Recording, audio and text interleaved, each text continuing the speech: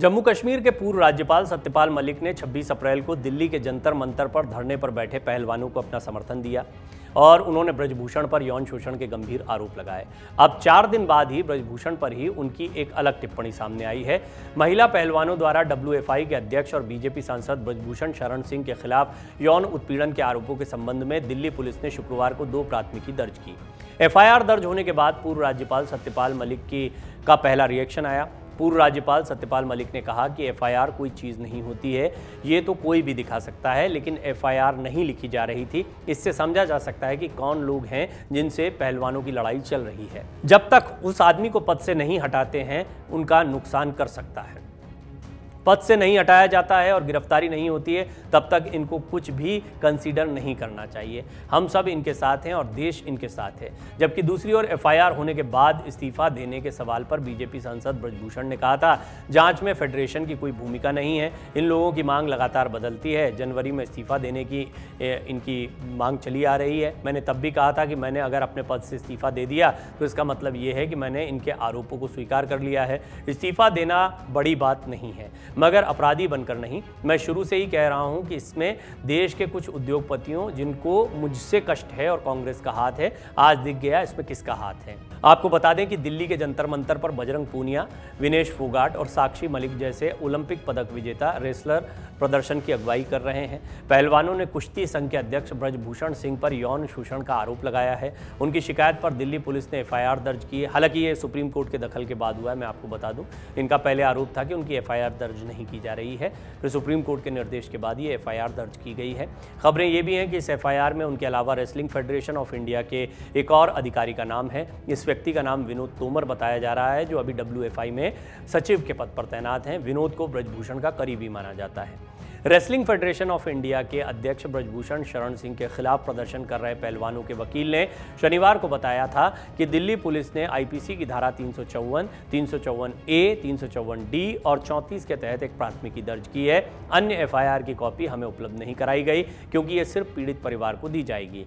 ब्रजभूषण शरण सिंह के खिलाफ एक नाबालिग समेत कुल 7 खिलाड़ियों ने दिल्ली पुलिस से शिकायत की है। पुलिस जल्द ही पीड़ितों के बयान दर्ज करेगी। आरोप है कि ब्रजभूषण शरण सिंह ने न केवल देश में बल्कि विदेशों में भी अंतर्राष्ट्रीय आयोजनों के दौरान महिला पहलवानों का यौन शोषण किया। इस तरह के कथित तौर पर आरोप लगाए जा रहे हैं। ये आरोप बहुत ही गंभीर हैं। हालांकि ब्रजभूषण शरण सिंह अपना स्पष्टीकरण दे चुके हैं। वो कह चुके हैं कि ये झूठे आरोप हैं।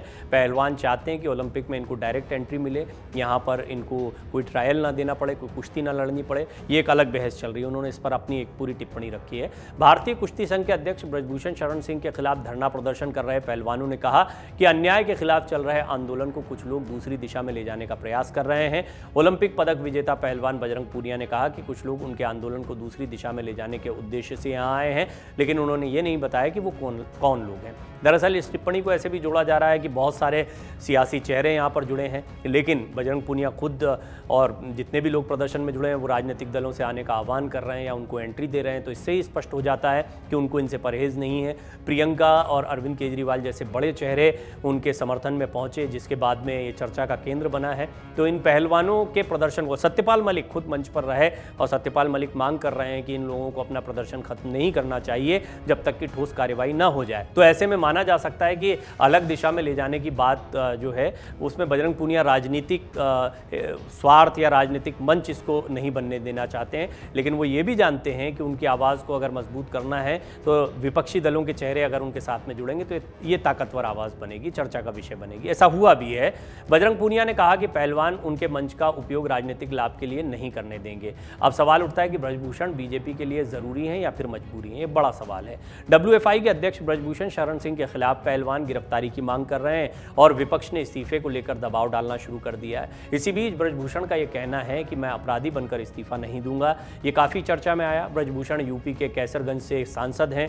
उनका बीजेपी से पुराना नाता रहा है। फिलहाल इस पूरे मामले में बीजेपी चुप्पी साधे हुए कहा जा रहा है कि इस चुप्पी के पीछे बीजेपी के कई मायने हैं। आने वाले समय में बीजेपी और ब्रजभूषण दोनों के लिए जरूरत का सौदा नजर आ रहा है। ब्रजभूषण न सिर्फ गोंडा बल्कि अयोध्या, श्रावस्ती, बाराबंकी समेत आसपास की लोकसभा सीटों में अपना दबदबा रखते हैं। क्षेत्रीय दबदबे के चलते ब्रजभूषण राजनीतिक तौर पर काफी मजबूत नजर आते हैं। ब्रजभूषण लगभग 50 शैक्षणिक संस्थानों के जरिए अपना दबदबा कायम रखते आए हैं।